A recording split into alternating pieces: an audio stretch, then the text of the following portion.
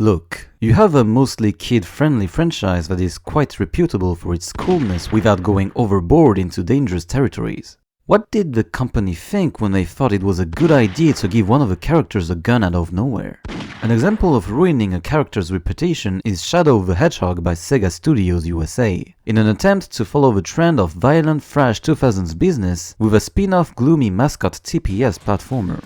Shadow is thrown into an apocalyptic alien invasion with no memories of his past. He controls just like he was in Sonic Heroes, but he now has a plethora of guns to shoot anyone pissing him off because... reasons? The overall edgy ambience is what grinds the gears. Look at its cover art, for crying out loud, as it tries to be desperately cool to sell for kids that grew into adolescent crisis and incite shocking reactions in its intro cutscenes. But on a simple musical tangent analogy, it wanted to be Linkin Park for the unappreciated anti-hero aspect. However, it ended up being Limp Bizkit for its general toxic ugly behavior. For each level, there are different missions available, but you can only complete one of them.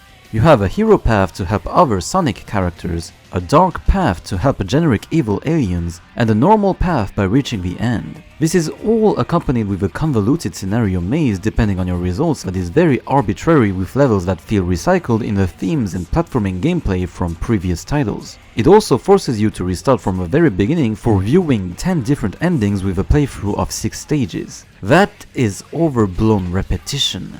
The overall story and its endings are all made for its fake deepness and are blatant American propaganda at some points in its meaning and depth of characters. You are just left with unsatisfying conclusions in all the choices you make, and this whole ordeal feels like a what-if scenario galore, and none of them are interesting to analyze further.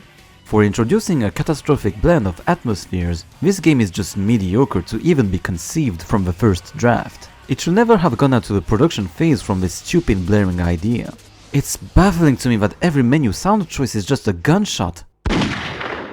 This is madness!